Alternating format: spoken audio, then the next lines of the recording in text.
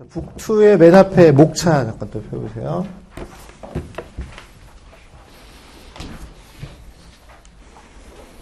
그럼 코퍼레이트 파이낸스는 그 하단부에 21장부터 26장이에요. 21장부터 목차만 잠깐 보시면 돼요. 21장부터 26장까지가 코퍼레이트 파이낸스인데 정말로는 기업 재무죠. 기업 재무. 그래서 레벨 1에서는 여러분들 이미 배운 것처럼 한 10% 정도고 그때는 그냥 MPV, IRR 계산기 쓰는 법 그 위주로 한 거면 자, 레벨 2는 10에서 15% 정도가 출제가 되기 때문에 그래서 아이템셋으로 따지면 2개에서 3개 정도가 출제된다고 보시면 돼요. 근데 앞에서 배운 것처럼 FRA가 일단 이 인벤토리에 이런 게 빠지다 보니까 그쪽이 비중이 적어지면 이쪽이 3개 나올 수도 있다 이렇게 생각하시면 됩니다. 일단 그다음에 레벨 3는 읍스요, 빵프로다 이렇게 보시면 되고 자 그리고 이제 코퍼레이트 파이낸스랑 가장 유사 과목이 뭐냐면 이쿼티예요, 이쿼티. 그래서 주식 분석이죠, 주식 분석. 주식 분석의 가치 평가랑 코퍼레이트 파이낸스의 가치 평가가 거의 비슷하기 때문에 그래서 둘의 가장 큰 목적은 밸류에이션입니다. 밸류에이션. 그래서 주식이나 기업 가치를 어떻게 평가할 거냐, 그쪽이 일단 포인트다 이렇게 생각하시면 된다 얘기예요. 그래서 우리 레벨 2 전체는 밸류에이션을 측정하는 시험이라고 생각하시면 되고 레벨 3가 이제 나중에 자산 운용을 측정하는 곳이기 때문에 그런 식으로 단계가 올라간다고 보시면 돼요. 자, 일단 요 2개나 3개 이제 유망한 게 뭐냐면 거기 맨 밑에 21장부터 26장 보면 그 밑에 목차만 빨리 펴놓으시고 보세요. 일단 21장에 캐피탈 버디팅이라고 되어 있죠? 이거 뭐 거의 100%입니다. 그래서 21장 미리 체크해 놓으시고 또 듣다가 다 뛰쳐나갈 수가 있기 때문에 미리 별표는 치고 뛰쳐나가란 말이에요. 뛰쳐나가는데 뭐가 중요한지 알아야 되니까. 자, 그 다음에 26장 M&A 또 별표 쳐놓으시고. 거의 정해져 있어요. 그래서 21장하고 26장은 100% 출제된다. 이렇게 생각하시면 되니까 그쪽은 미리 해놓으시면 되고. 자, 그 다음에 이제 거기 22장부터 25장이에요. 22장부터 25장은 나온다면 그냥 합쳐서 같이 나오는 거예요. 나온다고 같이 섞어서 살살 그냥 섞여서 나오는 거기 때문에. 근데 3개 중에는 가장 가능성이 떨어진다. 이렇게 생각하시면 된다. 그렇죠? 그래서 제가 무슨 얘기를 하고 싶은 거냐면 오늘 몇 장을 하겠어요? 그럼 중요해요? 안 중요해요? 중요하죠? 그리고 요 22장부터는 중요해요? 안 중요해요? 놀라고요. 송년회를 하건, 뭐, 크리스마스를 즐겼다가, 다시 내년 초에 들어오란 말이에요. 다시 와라. 26장 한다, 와라. 그러면 다시 와서, 그럼 어쨌든, 알짜로 공부하는 거 아니에요. 그거 되게 열심히 할 것 같지만, 안 할 거잖아요. 그러니까 이건 약간 여유가 있으니까, 이쪽은 비중이 좀 적으니까, 일단. 근데 이 2가지는 거의 100%니까 그래서 앞에 우리 코퍼레이트 파이낸스는 앞에 2번 수업하고 그 다음에 나중이고 M&A 수업이 중요하다 이렇게 생각하시면 되겠죠.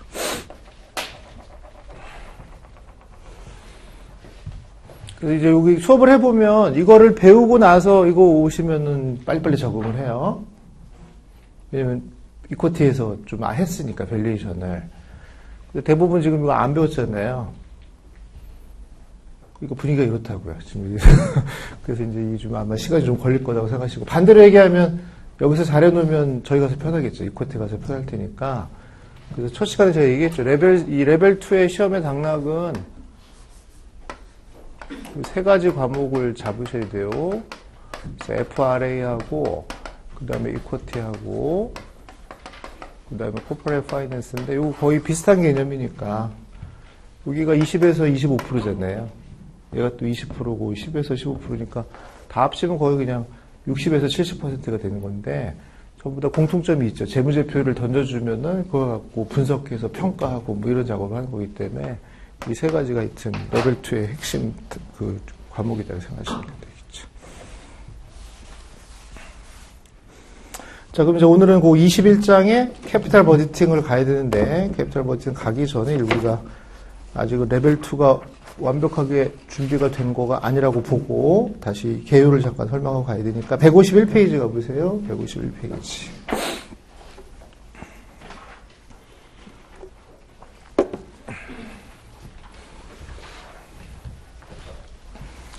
자, 레벨 1 때 제 수업 들으신 분들은 한번 설명드렸는데, 뭐, 들어도 다 까먹었을 테니까 다시 한번 할 테니까 151페이지 옆에 150페이지 빈 페이지에다가 일단 나중에 잘 메모를 해놓으세요. 그러니까 이 그림을 지금 이해해야 우리가 기업 재무가 뭔지 뭘 하고 있는지가 분간이 되기 때문에 이 작업부터 먼저 하셔야겠죠.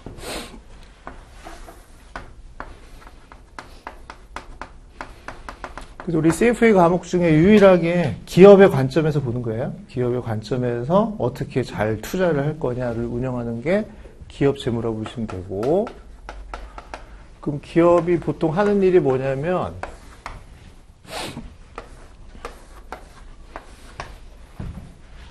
자, 금융시장에서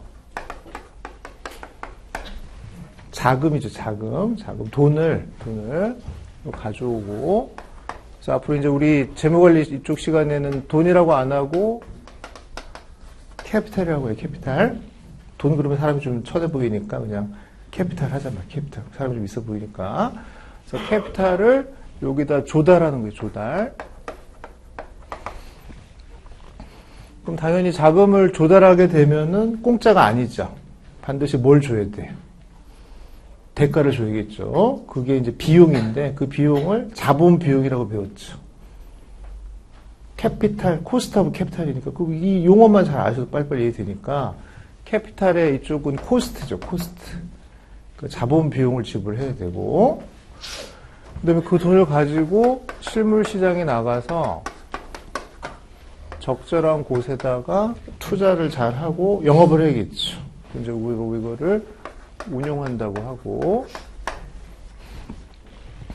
그럼 대신에 운용하게 되면 이번에는 수익이 생기겠죠, 수익. 그러면 캐피탈과 관련된 수익이 있을 테니까, 그럼 캐피탈 수익이 캐피탈 코스트보다 크면은 기업은 성공하는 거잖아요. 그 차익을 먹는 거죠. 그 스프레드를 먹는 거라고 봐도 되잖아요. 기업은 여기서 한 5%로 조달해서 저희가 한 20% 수익을 달성하면 15% 먹는 거잖아요.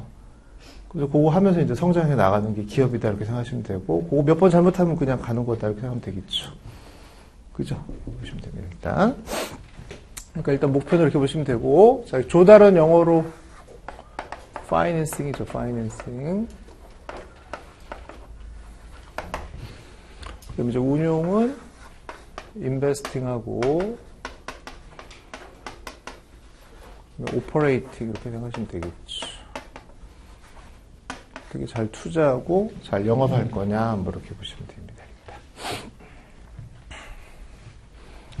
자, 그럼 일단 여기서 조달하게 되면 비용이 발생을 하는데, 우리가 보통, 우리 코퍼레이트 파이낸스 첫 시간에 배웠죠. 자, 만약에 지금 100원을 조달하고 나서 1년 후에 105원을 주기로 했다면, 당연히 현재 가치가 더 커야 돼요? 미래 가치가 더 커야 돼요? 미래 가치가 더 커야 되니까, 오늘 들어온 돈보다 나갈 돈이 더 크니까 비용이 발생하는 거잖아요. 그럼 이때 이자율을 5%라고 하면 이걸 앞으로 우리는 K라고 하잔 말이에요. K, 코스트 오브 캐피탈이라고 보시면 되겠죠. 그럼 기업 입장에서 보면은 지금 100원을 빌렸다가 1년 후에 100원을 갚아야 되니까 자본 비용은 5%다 이렇게 보시면 되고, 그 5% 이제 이게 누구냐 따라서 주주 채권자로 분리하면 되죠. 그래서 이 사람의 행태를 나타내는 게 주로 BS를 보고 얘기를 하니까, 그럼 데트랑 이쿼티로 구분해서, 데트면 이 사람은 채권자가 된 거죠. 우리한테 돈 준 사람은 채권자가 되고, 이 100원은 반드시 해야 되죠. 반드시 해야 되는 거니까. 그럼 저 5%를 우리는 K 데트라고 배운 거죠. 타인자본 비용을 배운 거고. 반대로 이거 준 사람이 이쿼티면은 주준 거니까, 그때는 이런 만기도 없죠. 만기도 없고, 배당 안 줄 수도 있고, 뭐 이런 거니까, 이건 우리가 K이라고 배운 거죠. 코스트 오브 이쿼티라고 배운 거고. 근데 요 돈이랑 요 돈 가져다가 기업은 같이 가져가는 거니까 요걸 평균화 시킨 걸 뭐라고 배웠냐면 WACC라고 배운 거죠. 그죠? 여기까지 보시고. 왜 구하는 거는 레벨 1에서 했잖아요. 그죠? 레벨 1에서. 그래서 KD는 주로 채권 수익률로 계산하고, 그 다음에 K2를 구하는 방법이 몇 개 있었어요. 이러시면 안 된대요. 그치? 레벨 1이 됐다고 치고 지금 이 레벨 2로 가는데, 레벨 1이 또 추억 속에 있으면 안 되는 게 일단. 그 세 가지가 있었죠, 세 가지. 그 중에 가장 유명한 게 CAPM하고, 그 다음에 DDM 배웠죠. 그럼 이 시험 문제도 우리가 저쪽을 오늘은 많이 하겠지만, 갑자기 이걸 낼 수가 있어요. 그러니까 그 레벨 1 공식을 기억을 하고 계셔야 된다고, 일단. 그래서 CAPM 줬다는 건 요거 준 거지, 요거 준 게 아니잖아요. 그렇죠? 그 집어넣어서 섞어서 WACC를 구해주시면 된다겠죠. 자, 그러면 요거 많이 쓰는 게 좋으냐, 요거 많이 쓰는 게 좋으냐, 이제 그거 논쟁하는 과정을 우리가 캐피탈 스트럭처라고 해요. 자본 구조라고 하고, 우리 챕터로는 이제, 저기,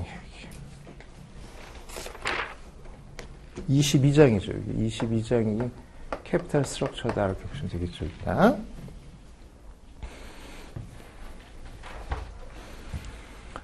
자, 그 다음에 이제 요걸 잘 운용하는 거. 어떻게 운영했는지는 여기 자산 보면 되죠, 자산. 자산을 보면 되는데, 이제 우리가 보통 여기 쪽을 자산이라고는 하지만, 우리 코퍼레이트 파이낸스는 자산이라고 안 하고, 캐피탈 이름으로 바꾸자면 캐피탈로.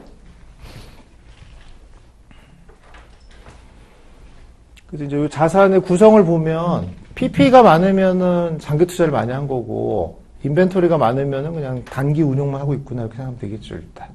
그래서 자산의 그 배열을 보고 얘네들의 투자 행태를 딱 파악하면 되니까, 자, 좀 이쪽에 수익성 분석하는 그쪽 파트를 캐피탈 버지팅이라고 하는 거지. 자본 예산이라고 하는 거죠. 자본 예산. 그게 지금 우리가 오늘 한 21장이죠. 21장이다 이렇게 보시면 되고.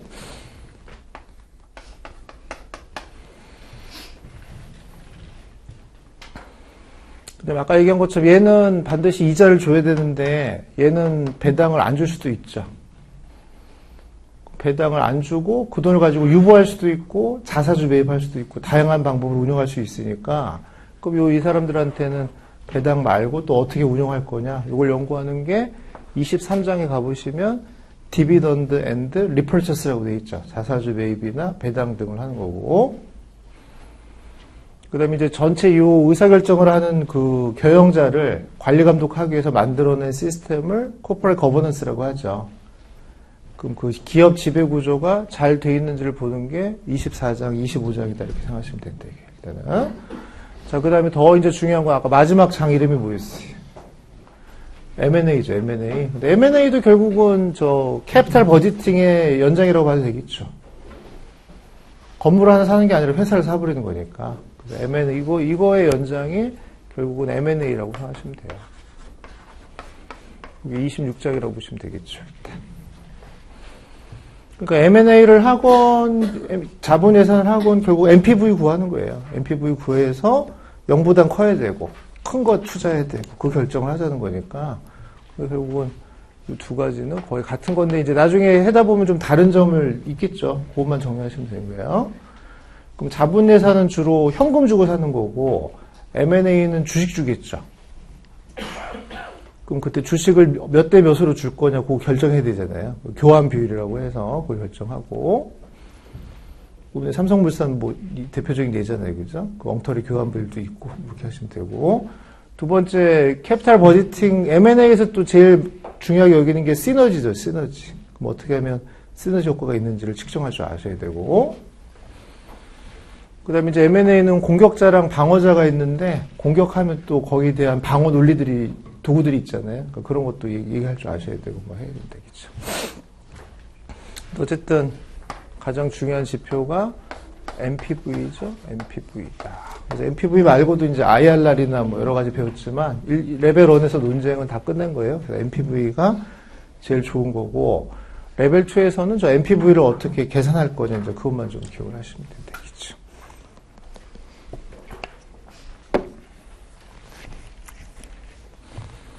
근데 제가 아까 어떤 챕터가 제일 중요하다고 했어요? 그 왼쪽이 중요한 거예요? 오른쪽보다는, 예? 왼쪽 맞죠?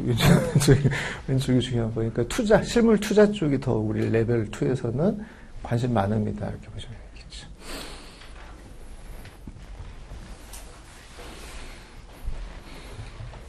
그래서 여기다 이제 또 돈을 투자하는 사람들, 인베스터죠, 인베스터. 그래서 주로 우리 CFA 시험은 요 사람들 입장에서 많이 보는 거예요.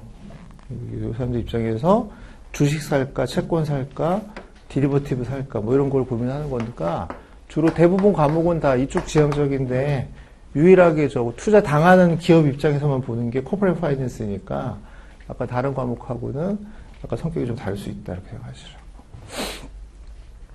그래서 아까 레벨 3 가서는 이제 얘는 등장할 필요가 없는 거예요. 주로 이제 여기다 타겟팅해서 어떻게 그 자산 운용이란 말은 앞에 금융이란 말이 생략된 거죠. 금융자산을 어떻게 운용할 거냐니까 주로 이쪽 연구하는 게 CFA니까.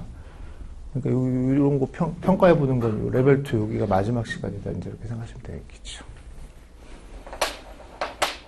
원래는 이거 몰라도 되는데요. 이제 요 CFA 협회에서 또 노리는 게 뭐냐면, 그 애널리스트가 이쪽에서만 근무하지 않고 또 절로 가서 또 하게 되면 주로 이제 CFO 많이 하잖아요. 많이는 안 하죠. 몇 명 없으니까. 어쨌든. 드물게 있잖아요. 그죠? 그러니까 가서 저거 하려면 저런 지식이 있어야 된다는 거니까. 저 정도는 좀 알아야 되지 않느냐. 뭐 그런 차원이 되겠죠. 한 가지만 딱 얘기할 테니까 잘 보고 생각해보세요. 이쪽에 투자하는 사람과 이쪽에 투자하는 사람의 가장 큰 다른 점이 뭐냐면, 이쪽은 금융투자잖아요. 그럼 분산 가능해요? 분산 불가능해요? 이쪽은 분산이 가능하니까. 그럼 이쪽에서는 제일 중요한 컨셉이 포트폴리오죠. 포트폴리오를 잘 구성하라는 거고, 그럼 분산을 가능하기 위해서는 각 투자한들의 코릴레이션을 구해야겠죠. 상관관계를 보고 하는 거예요. 그러니까 여기 사람 중에 몰빵하는 사람들은 없어요. 있으면 가는 거죠. 네? 개미 투자자들 가는 거죠. 몰빵하지 말라고 했는데 하니까 가는 것 뿐이지. 그럼 다 분산하게 돼 있으니까. 그러니까 어차피 그냥 대충 계산해서 어떻게 분산 투자할 건지만 고민하기 때문에 한 투자안에 대해서는 그다지 정밀한 계산이 필요 없단 말이에요. 그냥 대충 퍼 때려갖고 주식 대충 계산해서 어떻게 분산 투자할 거냐인데, 이쪽 입장에서 보면은 여기다 돈을 투자한다는 거는 이거는 포트폴리오가 될 수가 없는 거예요. 사업을 그냥 하면 하는 거고 말면 마는 거지, 이거 조금 저것 조금 이렇게 할 수가 없는 거기 때문에 질리려면 한 번에 질러야죠. 투자를 해야 되니까. 이쪽은 단일 투자지 포트폴리오가 거의 불가능하다고 보시면 되고, 그러니까 여기보다는 계산이 정밀해야겠죠. 할지 말지를 결정해야 되니까 일단. 그래서 제가 이렇게 경험을 해보면 역사적으로 보나 여기 이거 잘하는 사람하고 이거 잘하는 사람은 성격이 다 달라요. 이거 잘하는 사람이 저희 가서 기업 경영하라고 하면 그 기업 망해요. 기업이 포트폴리오 하면 망하죠. 사업 하나 딱 잡아서 열심히 그것만 하는 거니까 일단. 또 저 사람 불러다가 여기 오면 또 망하죠. 꽂힌 주식만 살 테니까, 몰빵해서 망할 테니까, 제가 볼 때 이게 완전 성격이 좀 다르단 말이에요. 그러니까 이쪽 제일 잘하는 사람이 워렌 버핏이잖아요. 워렌 버핏 가서 너 뭐 삼성전자 경영해봐라 그러면 망하겠죠. 청탁하는 법도 모르고 잘 모를 거 아니에요, 이쪽은. 그래서 저쪽 제일 잘하는 사람이 스티브 잡스 보고 너 이 금융 자산 운용 해봐라 그러면 망하겠죠. 하나에 미쳐야지 뭐 그렇게 하면 안 되니까 지금 그잖아요. 약간 성격이 좀 다르다고 생각하시라고. 그래서 이쪽보다는 정밀하다. 정밀하게 보시고. 그 다음에 이제 이게 여러분들한테 많이 도움이 되는 건 뭐냐면, 이 사람들이 직접, 로 가죠. 직접 가요. 직접 가면은, 그거를 이 사람들 입장에서 보면 대체 투자라고 하죠. 그러니까 이 사람들 입장에서 보면 주식 채권 사는 게 본원 투자고, 직접 절로 가서 사는 게 알터너티브 인베스트먼트니까, 본인 입장에서는 그게 대체 투자인 거예요. 그럼 그 대체 투자의 대표적인 게 이제 부동산이나 M&A잖아요. 그러니까 나중에 대체 투자할 때 조금 도움이 되겠죠. 이거 했던 게 거기 가서 비슷하게 도움이 됐구나 보시면 되죠. 기업 입장에서 보면 그게 본 투자인 거예요. 기업이 여기서 주식 사는 거는 대체 투자죠. 반대로 얘기하면. 그러니까 벌써 저거 사는 거를 알터너티브 인베스트먼트라고 하는 거는 벌써 이쪽 입장이잖아요. 우리 모든 시험 과목이 이쪽 입장에서 해석을 하는 거다 이렇게 생각하시라고.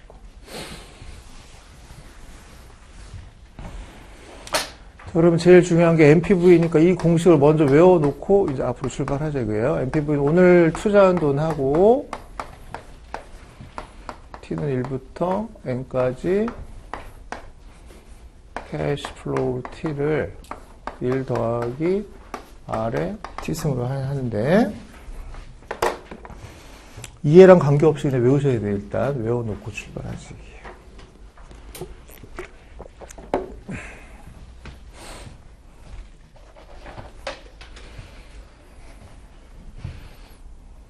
자, 일단 요거 보고 필기하시고 줄 테니까 이거 보고 답해보세요. 140, 60이면 요 금액은 100이에요, 60이에요?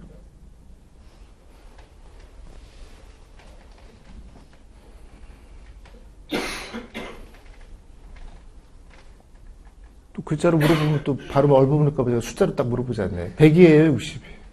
100이죠. 100입니다. 100이다. 그럼 100은 뭐냐면은 일단은 자산이죠, 자산. 기업이죠, 기업. 그럼 MPV는 기업의 관점에서 구하는 거예요.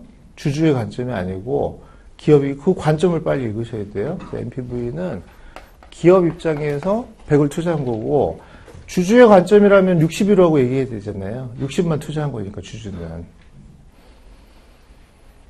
여기다 100이라고 넣는 것 자체가 모든 MPV는 기업의 관점에서 계산하는 거다 생각하시고 그럼 여기 현금 흐름은 기업의 관점의 현금 흐름이어야 하고 여기 자본 비용도 기업의 관점의 자본 비용이겠죠.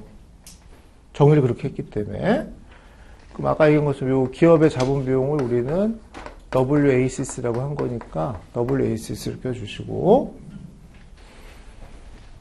그럼 여기 캐시플로우도 기업의 캐시플로우를 앞으로 FCFF라고 하니까 FCFF다 이렇게 미리 외워놓으시라고. 그러니까 이게 뭔지를 더 자세히 배우는 파트가 아까 오히려 주식 시간이란 말이에요. 나중에 여기 뭐의 약자예요? Free Cash Flow to Firms죠. Firms. 그러니까 제일 중요한 포인트 여기죠. 여기 Firms. 기업의 이 잉여 현금 흐름이 되겠죠. 이것도 먼저 외우세요. 자, MPV 그러면 다 기업 관점이에요. 기업 관점. 투자한 돈도 기업이 투자한 돈. 현금 흐름도 기업 입장에서 받을 돈. 그 다음에 비용도 기업 전체의 평균 비용 이렇게 하고요. 두 번째 주의할 점은 요 외액은 이쪽을 얘기하는 거니까 앞으로 이 원칙을 꼭 지켜요. 외액은 이건 금융시장이에요. 금융시장. 그럼 반대로 요거는 실물만 있어요. 실물. 이 원칙을 어기시면 안 돼요. 이게 MPV의 제일 중요한 원칙이 되겠죠.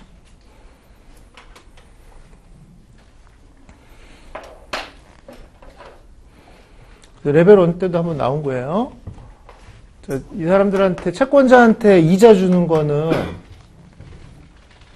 분자의 반영이에요? 분모의 반영이에요?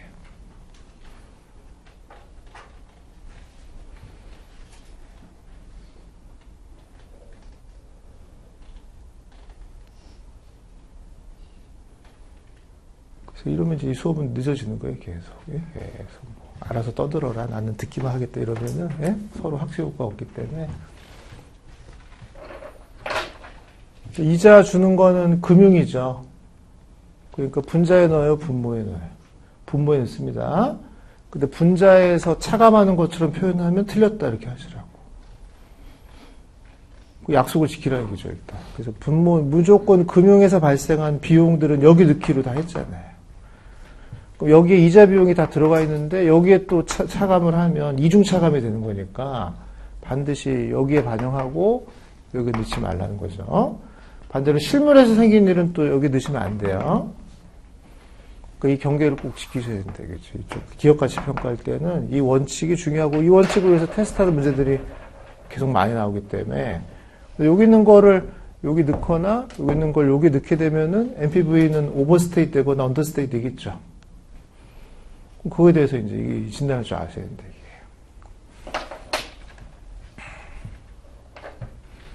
이 두 가지만 기억하시면 돼요. 첫 번째 MPV는 기업의 관점에서 구하는 거고, 두 번째 분자는 실물이고 분모는 금융이다. 이 원칙만 일단 딱 외워주시면 됩니다.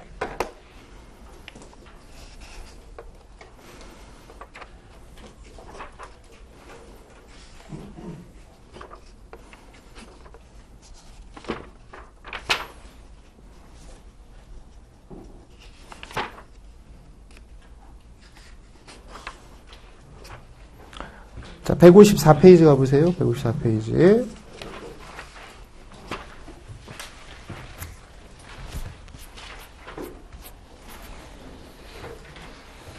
그래서 21장은 전부 다 요 얘기만 하는 거예요. 요 얘기만 하니까. 제가 시작할 때부터 그냥 요 얘기만 하기에는 저 배경이 워낙 중요해서 이미 적어드린 거니까 저거 깔고 이 얘기부터 한다고 생각하시라고.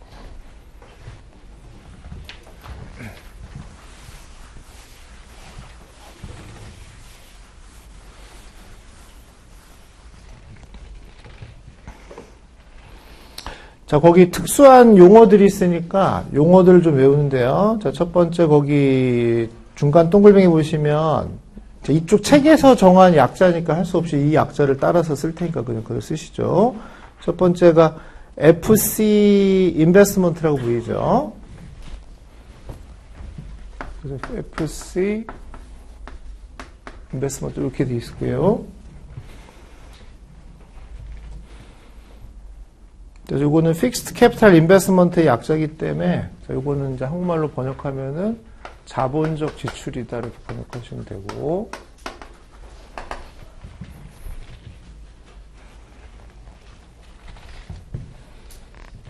이제 우리 회계적 용어로는 주로 PP죠, PP를 구입한 거라고 하면 되겠죠. 자, 두 번째가 Net Working Capital Investment를 줄여서 NWC Investment라고 되어 있죠. 이건 한국말로는 순운전 자본 지출이라고 하고,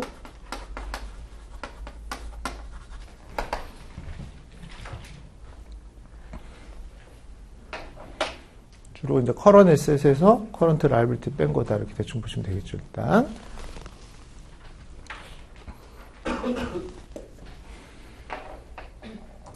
두 가지, 이제 그러니까 주로 대표적인 건 이제 인벤토리나 뭐 이런 거 생각하시면 돼요. 인벤토리가 대표적인 순전 자본이니까. 그 두 가지가 대표적인 실물의 대명사죠. PP랑 인벤토리를 구입한 거죠. 구입한 거예요. 그럼 주로 얘네들의 구입 시점은 T0일 테니까, 거기 Initial Investment Outlay라는 거는 투자 초창기에 들어가겠죠. 그만큼 돈이 투자가 됐을 거다, 이렇게 생각하시라고. 분명히 T0 시점에 여기에 돈이 나갈 거 아니에요. 그 돈이 이런 돈이나 이런 돈이 있을 거다 이렇게 미리 계산해 보라는 거죠, 일단. 그러면 T1부터는 돈이 들어오겠죠, 이제. 그 들어온 돈을 우리는 이제 주로 뭐라고 하냐면, 자, 155페이지 가보세요. 자, 155페이지 맨 위에 첫 번째 동글뱅이에 애프터 텍스 오퍼레이팅 캐시플로우라고 되어 있죠. 그래서 한국말로 번역하면 세후 영업현금 흐름이다 이렇게 보시면 되고, 근데 줄여서 이제 이 책에서는 약자로 CF라고 해놨는데 CF 그러면 캐시플로우 약자니까 좀 와닿지가 않기 때문에 그건 지금 제가 고쳐서 할게요. 앞으로 OCF라고 할게요. OCF. 오퍼레이팅 캐시플로우다 이렇게 번역하시면 되고, 그럼 한국말로는 영업현금 흐름이다 이렇게 보시면 되겠죠. 이건 세후예요. 세후 현금을 OCF다 이렇게 보시면 되겠죠. 주로 이제 주로 돈이 들어오는 거는 OCF다 이렇게 보면 되겠죠. 그래서 OCF가 돈이 들어온다 이렇게 보시고.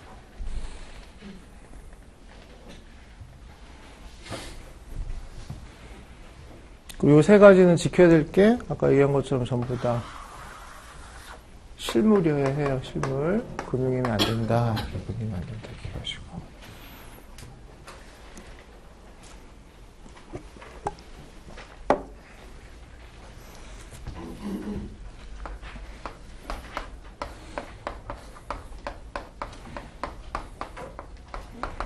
그럼 주로 OCF는 유의백일 테니까 OCF T에서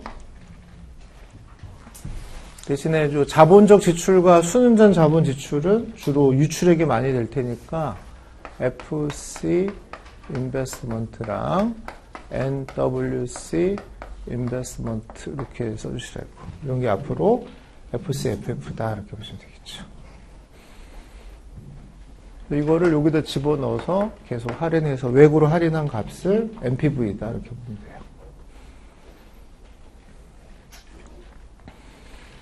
그래서 레벨 1 때는 현금 흐름은 다 주어졌죠. 얼마 들어올 거니까 그냥 할인해보라는 거고, 이제는 해야 돼요. 우리가 저 재무제 투자안의 재무 상태를 알려주면 그걸 갖고 저 작업들을 해주셔야 된다고.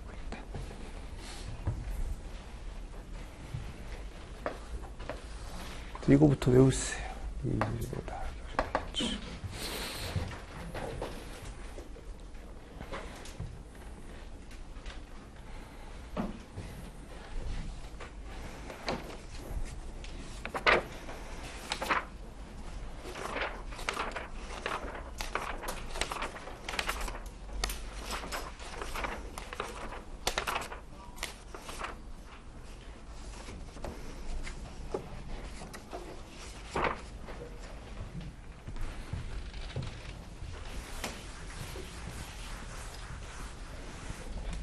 그래서 다시 정리하면, NPV는, T는 0부터라고 해도 되죠. 0부터 해서 N 시점까지 FC, FF, T를 할인한다. 이렇게 보시면 되겠죠. 그럼 여기다가 0을 집어넣으면 당연히 제로 시점에는 어떤 현금 흐름은 없겠어요. 이건 없겠죠. 이건 없고. 요거는 있겠죠.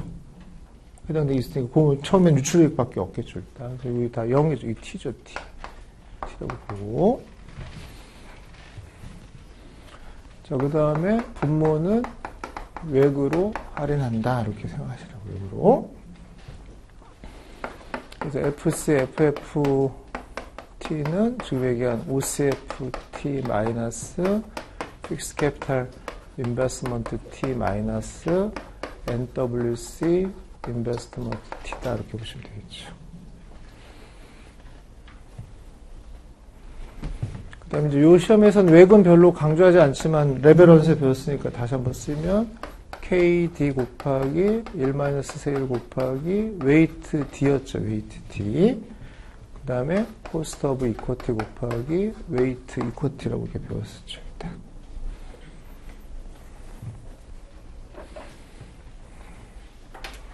그래서 이제 요거 웨이트 구할 때 타겟 뭐 이런 거 배웠죠. 타겟 캐피탈 스트럭처를 구하고 뭐 이렇게 하시면 돼요. 이제 우리 시험은 주로 이제 이쪽에 관심이 많으니까 이걸로 처리한다고 보시고.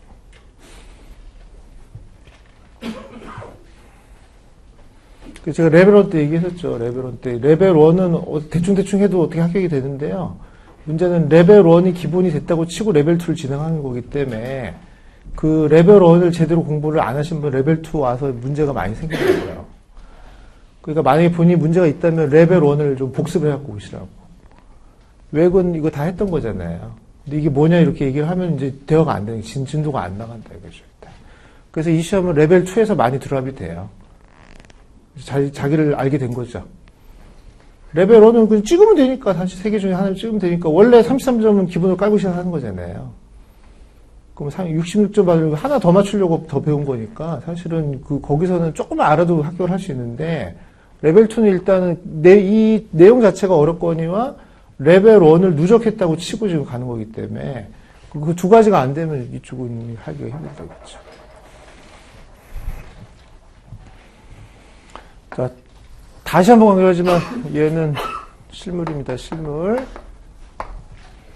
얘는 금융이다. 금융이다. 생각하시고.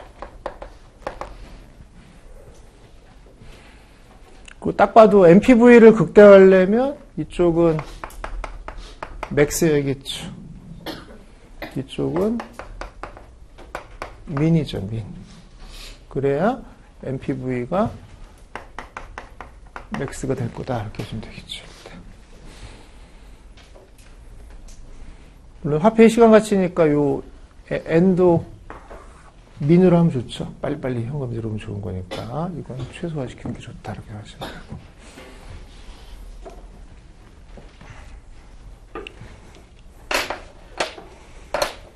자, 그럼 일단 오늘은 요거부터 중요하니까 요 공식부터 도출을 해야 되니까 거기부터 잠깐 볼게요. 자, 155페이지를 딱 펴보시고.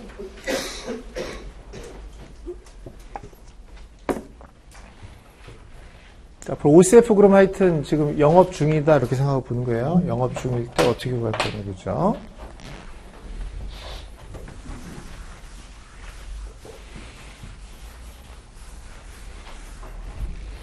자, 그럼 그 메뉴에 S, C, D 뭐 이런 표현이 있죠? 그것도 우리가 정리해야 되니까 우리 알고 있는 기호로 살짝 바꾸면, 자, 손익계산서가 매출액이 얼마 있으면 이 책에 S라고 표현한 거예요. S. 자, 그 다음에 캐시 오퍼레이팅 코스트를 차감을 하면 중간에 손익이 한번 나오잖아요. 그죠? 그리고 우리가 이제 에비타라고 하면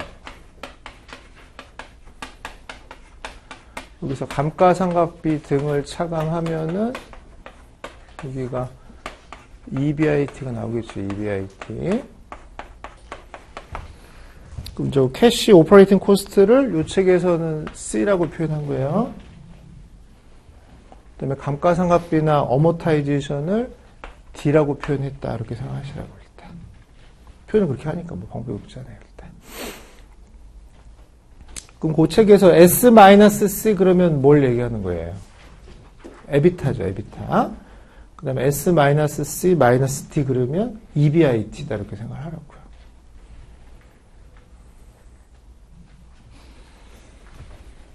그 다음에 T 그러면 세율이죠. 세율을 표시한 거다 이렇게 생각하시고 일단.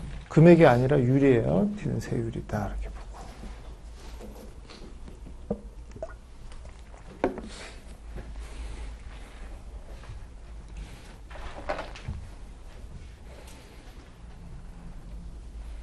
자, 다시 한번 얘기합니다. 자, 요거를 통해서 알고 싶은 게 뭐냐면, OCF예요, OCF. OCF는 실물만 있지, 금융이 들어가면 안 돼요. 그러면, 요 밑에 이자 비용은 금융이잖아요. 그러니까 요거 구할 때는 필요 없잖아요. 실제로는 이자 비용이 나가지만, 그거는 재무제표 작성할 때 작성하는 거고, 우리는 재무제표 작성이 목적이 아니고, OCF를 구하는 게 목적이니까 기존의 재무제표 중에 우리한테 불필요한 건 아예 없는 걸로 간주하란 말이에요. 참고로 우리 재무제표는 주주 관점이에요? 기업 관점이에요? 주주 관점이죠. 주주에게 당신 재산이 얼마냐고 보여주는 거니까 주주 입장에서 보면 이자를 빼고 얘기해줘야겠죠. 주주한테 보고할 때는. 근데 우린 지금 NPV 구하는 건데 NPV는 기업 관점이고 기업은 주주 더하기 채권자를 얘기한다면 그럼 이자 비용을 차감하면 안 되겠죠. 채권자가 이자 먹는데 차감하고 보여주면 안 되니까 주주랑 채권자 다 합쳐서 가져갈 수 있는 뭔가를 측정하려면 이자를 차감하면 안 될 테니까 그래서 여기 실제로 이자가 있지만 없는 거라고 간주하고 계산하라는 거예요. 그럼 그 밑에 세금만 차감하는 거죠. 세금만 차감해서 맨 밑에 이익을 발생시킨다 이렇게 보시면 되는데 그럼 영업이익에서 요 세금도 여기 관련된 세금이니까 영업 관련 세금이겠죠. 그럼 요것도 앞으로 세후 영업이익이라고 해서 영어로 이제 NOPAT라고 할게요. NOPAT. 그래서 세후 영업이익이다 이렇게 측정해 주시라고 해요.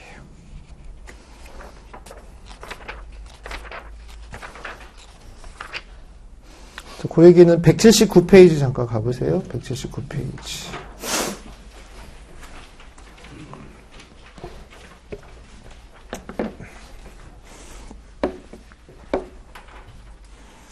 자, 179페이지 맨 위에 NOPAT라고 보이죠? 노펫이라고 해서, 자, Net Operating Profit After Tax니까 한국말로 번역하면 세후 영업이익이라고 할 수 있죠. 179페이지 맨 위에.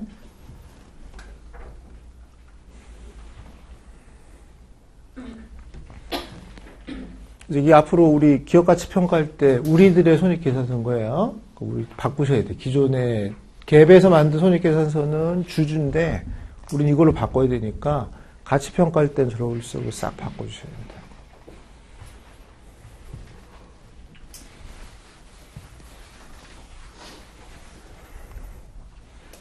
자, 그러면 S-C 그러면 에비타다.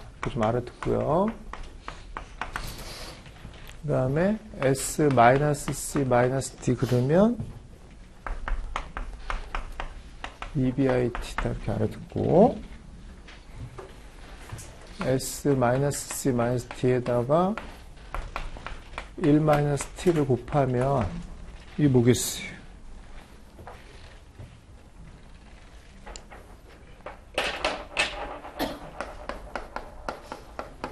노펫이겠죠? 노펫이다 이렇게 하시고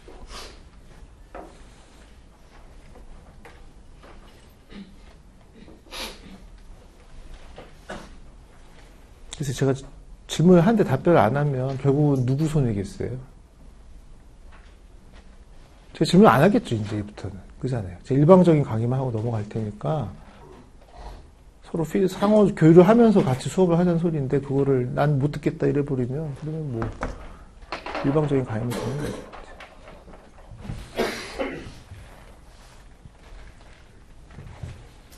책의 기호는 이렇게 알아들으세요. 이렇게 보시면 되겠죠, 일단.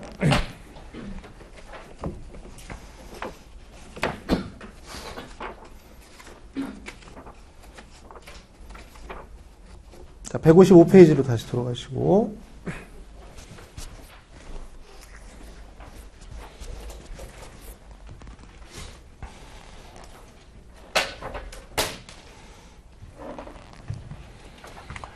만약에 여기가 100원이고, 여기가 40원이어서, 여기 60원이라고 가정하고, 여기가, 여기 20원이, 10원이어서 50원이라고 가정하고, 자, 세율이 20%라면, 세금은 10만 내에서 40원이 노펫이라고 하면 되겠죠, 일단.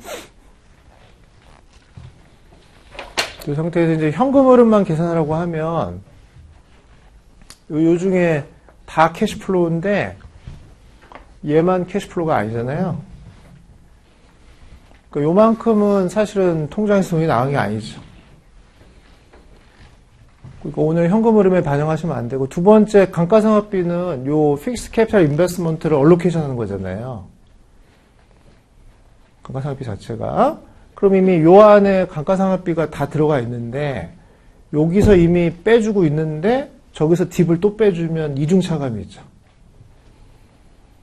처음에 들어간 돈이 여기 다 이걸 해서 이걸 구할 건데, 이 안에 또 감가상각비를 또 빼주기 시작하면 또 이중차감이니까, 현금 흐름이 아닌 것도 문제지만, 이걸 구하는 과정에서 마이너스하고 또 마이너스하면 더블로 차감을 하니, 감가상각비는 여기서는 현금 흐름이 아닌 걸로 봐야겠죠. 그럼 여기에다가 10을 더해서 여기에 OCF는 50이다 이렇게 해주시라고요. 그래서 앞으로 OCF를 구하라고 하면 노펫 더하기 DB다 이렇게 해주시라고요. 그게 155페이지 맨 위에 첫 번째 공식이에요. 첫 번째 공식은 그렇게 해주셔도 되겠죠.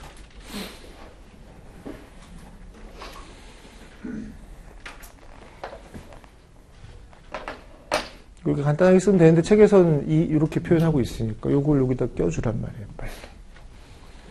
근데 딴 데 가서는 이게 더 편하니까 이걸로 이제 일반화 시키시면 되는데 책에서는 또 하필이면 그렇게 해놨으니까 뭐 이 책에 따라야죠. 일단. 책 풀다 보면 또 계속 그렇게 등장할 테니까.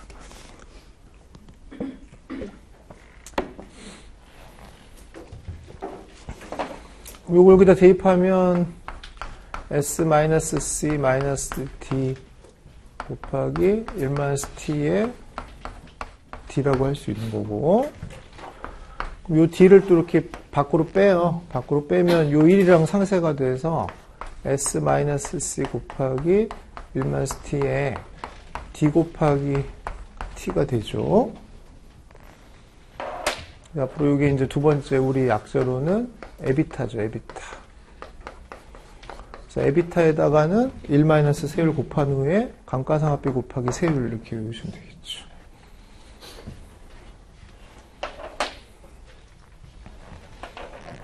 근데 이제 두 번째 공식이 사실은 더 정확성을 가질 수가 있기 때문에 실무적으로는 두 번째 공식을 권장해요. 나중에 보겠지만 감가상각비는 또 절세 효과를 고려해야 되다 보니까 세법상의 감가상각비를 나중에 따로 써야 되기 때문에, 근데 이래버리면 보통 이 감가상각비는 장부상의 감가상각비를 많이 쓰다 보니까 이렇게 하시는 게 더 정확하다 이거죠. 그래서 일반적으로는 에비타 1-T 곱하기 에비타 곱하기 1-T 해놓고 감가상각비 곱하기 세율이다 이렇게 해주시라고.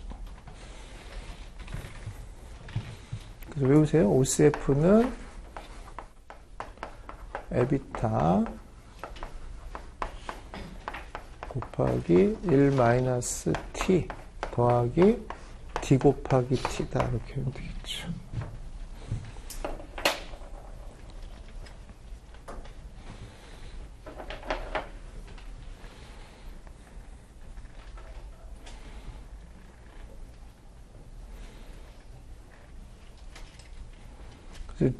D 곱하기 T를 안 하고 D만 했다든가 그러면 오답이 다 기다리고 있겠죠. 반드시 감가상각비 곱하기 세율을 해준다 이렇게 하시면 돼요.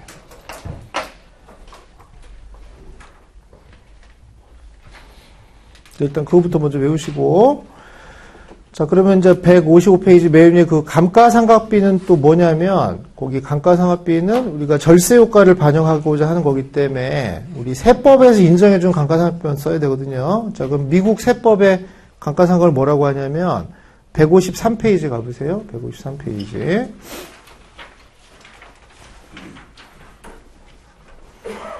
자, 맨 위에 큰 제목에 MACRS라고 보이죠? 그래서 MACRS가 뭔지 자세히 하실 필요 없고 그냥 MACRS가 US 텍스의 감가상각이다 이렇게만 생각하시고, 그 밑에 표 1은 외우고 그런 게 아니에요. 그냥 그렇게 하드들 한번 보여주고 싶은 거니까. 또 혼자 또 오버해서 처음에 그거 외우고 막 이런 사람도 있어요, 일단은. 시험 떨어지는 거 있죠. 피겨 1은 그냥 그렇게 한대. 그래서 시험 문제에서 MACRS 다 이렇게 주면 그냥 이걸로 T를 구하라는 거는구나 이렇게 알아들으시라고 해요.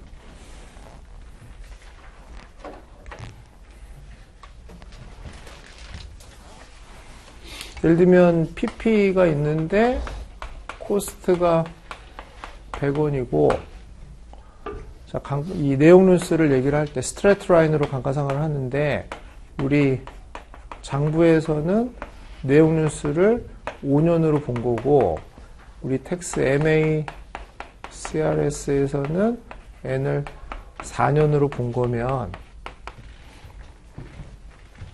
이거 구할 때 이 D는 20으로 해야겠어요? 25로 해야겠어요?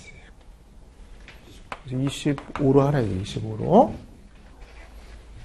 근데 여기에 20 낼 확률이 크잖아요, 하다 보면. 그러니까 그런 오류를 없애려면 요 밑에 공식이 안정적이죠. 그러니까 이렇게 하면 여기는 감가상각비가 안 들어갔으니까 여기다가 25를 해서 세율을 곱해주시면 되니까 저런 오류를 줄이기 위해서는 요 밑에 공식이 더 안정적이다, 이렇게 생각하시죠. 그러니까 이런 식으로 자료를 줄 때 MACRS가 무슨 뜻인지만 알면 되는 거예요. MACRS는 세법상의 감가상각비고 DT 구할 때 D는 MACRS다. 그렇게만 알고 계시면 된다겠죠.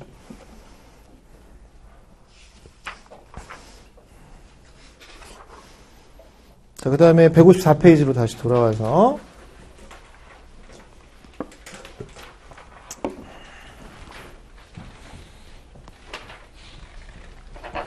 저번에 이제 요거랑 요거 보는데 요거 할 때 또 주의할 점 잠깐 얘기할 테니까 그 맨 밑에 보시면 NWC 공식들이 쫙 있을 거예요.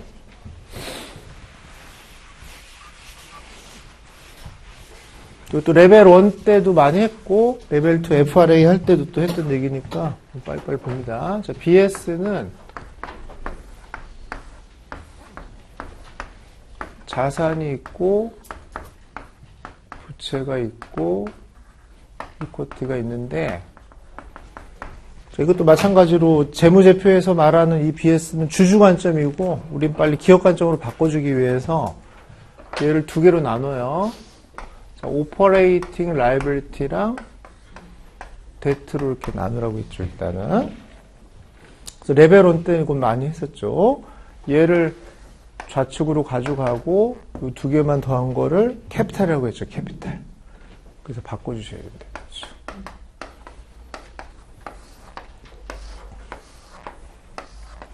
그래서 이쪽은 데트와 이코티만 남겨놓고 그럼 좌측은 에셋 마이너스 OL이라고 할 수 있죠. 대차 평균이 돼야 되니까.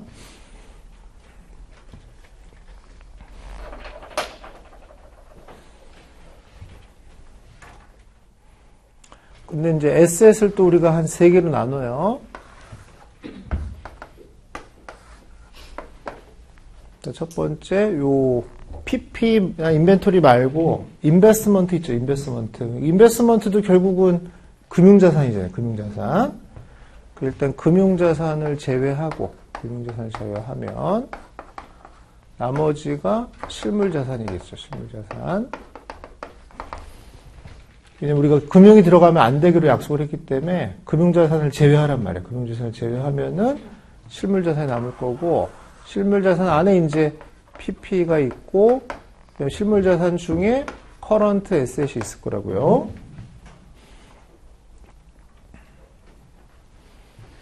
그러니까 앞으로 이 책에서 커런트 에셋이라고 얘기하는 거는 실물자산 중에 커런트 에셋이다 이렇게 생각을 하시라고요. 일단은.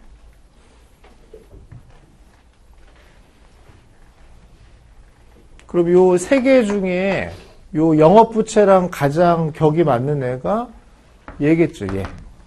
그래서 얘를 여기다가만 차감하는 거예요, 차감하고. 얘가 PP 올 리는 없고, 금융자산하고도 안 맞으니까, 요 금액을 여기다가 네팅을 치면,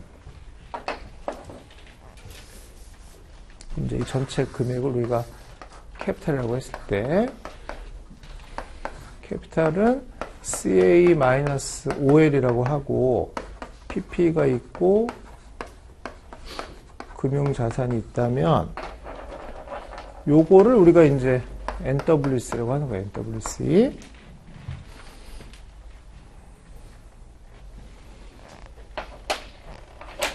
그럼 요 NWC는 요 전체가 실물이라는 걸 생각하고 항상 이해를 하시면 되겠죠.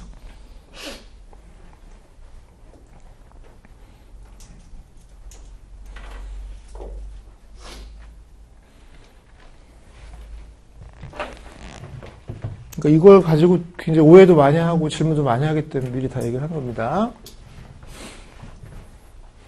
자, 갭에서 말하는 워킹 캐피탈은 유동자산 마이너스 유동부채예요. 근데 저건 그냥 유동성 파악하려는 지표일 뿐이지 목표가 가치평가가 아니죠. 밸류에이션이 목적이 아니고 단기 지급 능력만 보는 게 목표이기 때문에 그럼 저 안에는 실물, 금융 가릴 거 없이 다 쓰는 건데 지금 NPV 구하기 위해서 NWC를 구하라고 하면 CA에서 CA를 뺀 개념이긴 하지만 여기는 다 실물만 돼야 돼. 실물. 금융이 있으면 안 되고 전부 다 실물만 작업을 해주셔야 된다겠죠.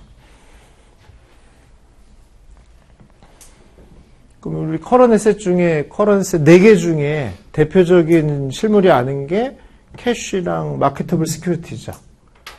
그걸 제외하고 리시버블하고 인벤토리만 늘란 말이에요. 또 커런트 라이빌리티 중에 숄텀 데트라고 있었죠. 그런 건 제외한 어카운트 페이블 같은 CL만 늘란 말이에요.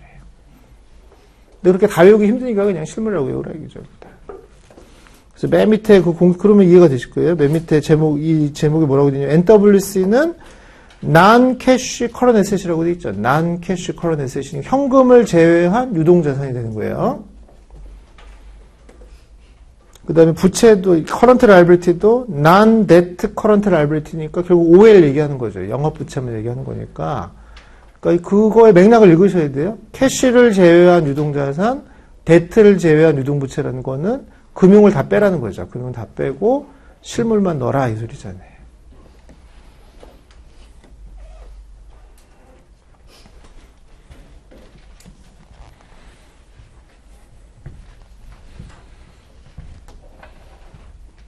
그러니까 여러분들 괴로운 건 또 이것도 시험 봐야 되고 이것도 시험 봐야 되니까 이중적으로 얘기를 하셔야 돼요. 재무제표 시간에는 이렇게 얘기를 하고 우리 평가할 때는 또 이렇게 얘기를 해주셔야겠다고.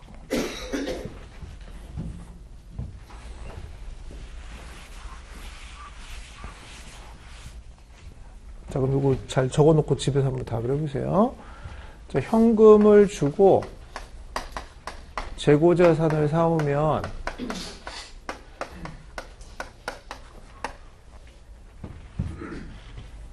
그러면 WC, 갭에서 말하는 WC 입장에서 보면은 커런 에셋이 증가하고 커런 에셋이 감소했으니까 워킹 캐피탈은 노 이펙트죠. 그럼 이 사건은 CA가 증가하고 CA가 감소했기 때문에 WC는 변함이 없다라고 얘기하지만 우리 밑으로 내려가 보면 얘는 보지도 말란 말이에요. 금융이라고 했으니까. 그럼 NWC 입장에서 보면 CA가 증가만 한 거잖아요. 그러면 NWC가 증가했다 이렇게 얘기를 하는 거예요. 그럼 NWC가 증가하면 아까 저 공식에 넣으면은 FC, FF는 마이너스 유출된 거죠.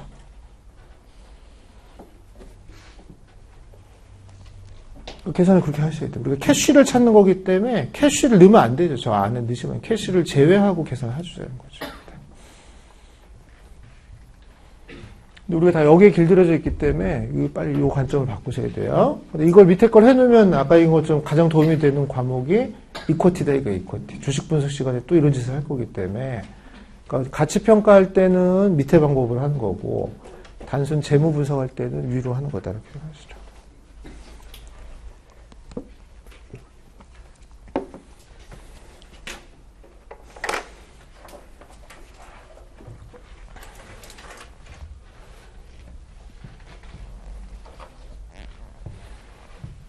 그러니까 이게 이제 한국말로 해버리면 이제 이게 비전문가들은 맛이 가는 거예요. 이거 한국말로 뭐라고 하냐면 순전 자본이고 이것도 한국말로 뭐라고 하냐면 순전 자본이니까 영어는 없이 저걸 번역해갖고 한국말로 적어 놓으면 도대체 뭔 소리인지를 알 수가 없는 거죠. 어떨 때는 캐시 넣었다가 어떨 때 뺐다가 구분이 안 되니까 그러니까 우리는 용어를 딱 세팅을 하시란 말이에요. 우리의 목적이 순전 자본인데 순전 자본의 목적이 뭐냐 이거죠. 그럼 안전성 측정하기 위한 순전 자본이면 캐시도 다 넣어야겠죠. 지금 능력이 필요한 거니까. 근데 가치 평가를 위한 그 작정이면 FC, FF를 구해야 되고 FC, FF는 실물만 넣자고 이제 약속을 했으니까 캐시 요인, 금융 요인은 제외하고 계산하는 게 맞잖아요. 근데 영어로는 그냥 WC, NWC 하니까 그래서 그나마 구별이 되는데 저거 한국말로 해버리면 구별도 안 돼요. 그러는 책 읽다 보면 뭐 구별이 안 되게 돼요.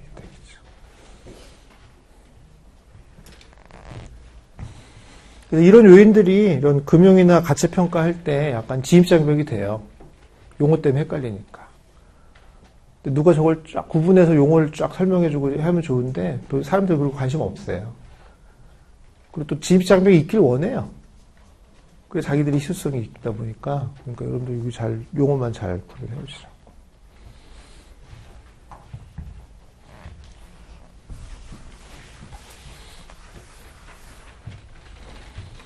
제가 계속 하는 얘기는 이 말이 계속 반복될 수밖에 없어요. 여기는 금융이 있으면 안 돼요. 그러니까 여기에 캐시 빼란 말이에요. 캐시 빼서 여기다 다 나중에 외계다 반영할 거니까 넣는다 이렇게 봐야겠죠.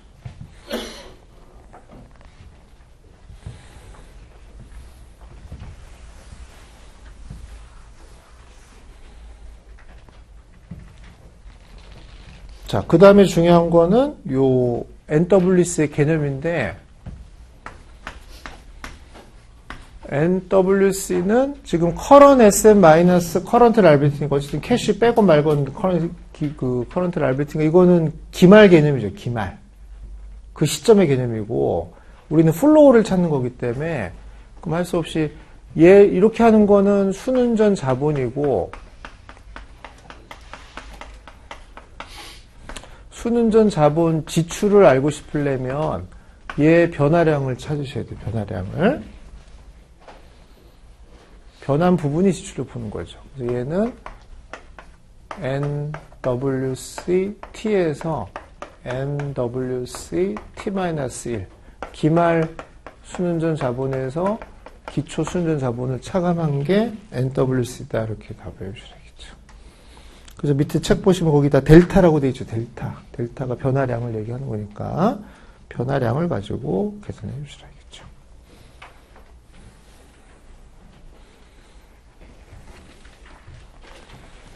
자, 이제 엄밀하게 보면 여기는 이제 여기 NWC 인베스트먼트잖아요. 순운전 자본 지출이라고 한 거니까. NWC 그러면 순운전 자본이고 이걸 앞으로 NWC 인베스트먼트다 이렇게 표현하자. 순운전 자본 지출이다 이렇게 표현하자.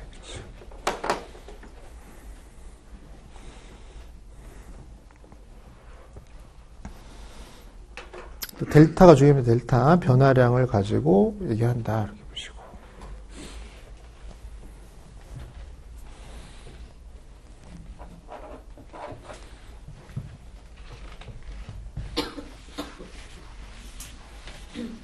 간단하게 한번 얘기하면 12월 31일 날 인벤토리가 100원이 있었고 기초에 80원이 있으면 올해 인벤토리는 100원 사온 거예요? 20원 사온 거예요?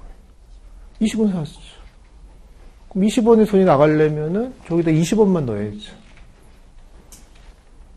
근데 이거 집어넣으면 올해 100원 사온 것처럼 착각하잖아요. 80원 있었잖아요. 20원만 사온 거니까. 그래서 100에서 80을 뺀 20원이 되고 20원을 여기다 나오면 얘는 마이너스 20이 되겠죠. 근데 결국 그 20원 누구 돈을 사왔느냐? 주주채권자 돈을 사왔겠죠. 그럼 마이너스 20원을 넣고 여기다 외구로 할인해서 그걸 가치평가에 집어넣으시라기.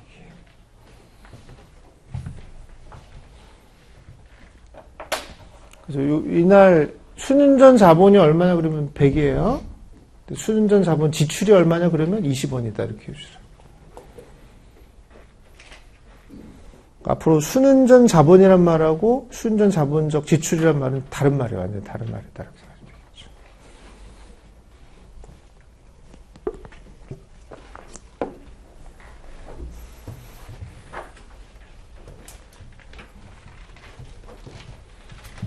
자, 요거는 순운전 자본적 지출이기 때문에 지금 얘기한 것처럼 NWC T- NWC T-1이다 이렇게 생각해 주라겠죠.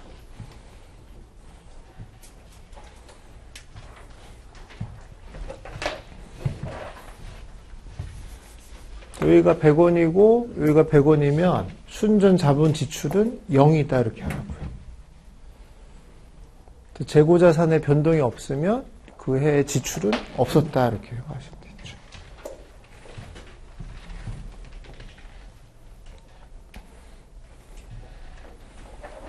되죠. 요거 이제 나중에 PP 갖고 연동시키면 되니까 PP 자료 보고 나중에 요거 이제 찾으시면 되니까.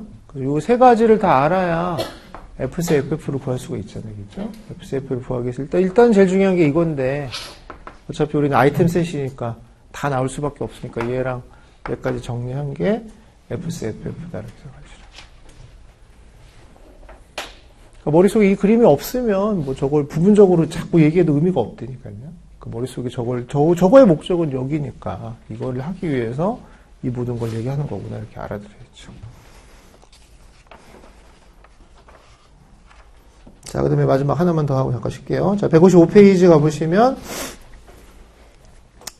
자, 맨 그 중간에 보시면 그 프로페서스 노트 바로 밑에 땡땡이 하나 있고 자, 터미널 이어라고 돼 있죠. 자, 터미널 이어는 이제 그 투자의 마지막 시점이죠. 마지막 시점에 가보시면 결국은 매각을 할 수밖에 없거든요. 그럼 그 매각 대금을 앞으로 거기에 셀T라고 돼 있죠. 셀T라고 해서 그 PP를 매각할 때 가치를 셀T라고 하고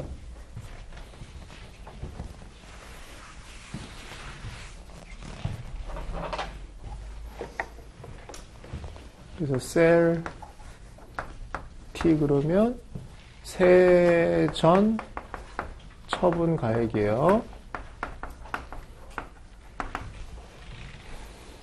다음에 BT 그러면 T 시점의 장부가치죠. 장부가.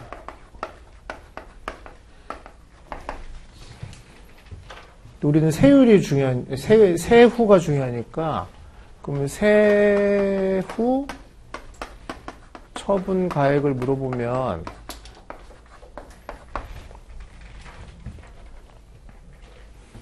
그럼 세전 처분 가액에다가 세금을 빼야겠죠. 만약에 장부가액이 100원이고 세전 처분가액이 150원이면 세금은 50원에 대해서만 내면 되잖아요. 장부가 이익을 50원 본 거니까. 그러면 셀 T-BT 곱하기 T라고 할 수 있죠.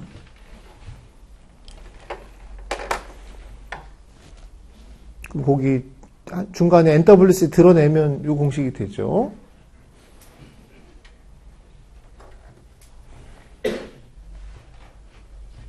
그래서 요거 처분 가액에다가 장부가액 차익이 처분 이익이니까 처분 이익에다가 세금 곱한 만큼을 빼서 세금 낸다 이렇게 봐야겠죠.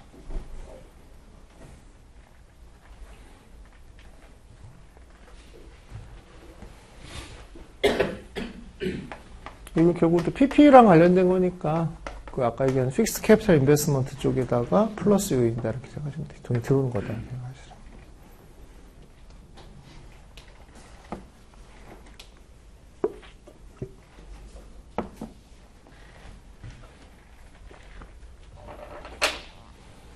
요거는 그냥 별개의 공식을 하나 더 외우세요. 세후 처분가액은 저걸로 표현하려면 조금 더 어려우니까 그냥 처분은 요걸로 이렇게 구한다 하나 더 넣어서 계산해 주시죠.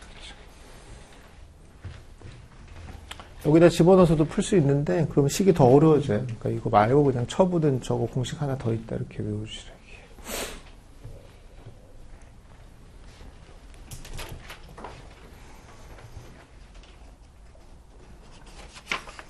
여기까지 하고요. 잠깐 쉬었다가 거기 156페이지에 이제 예지가 있으니까 보면서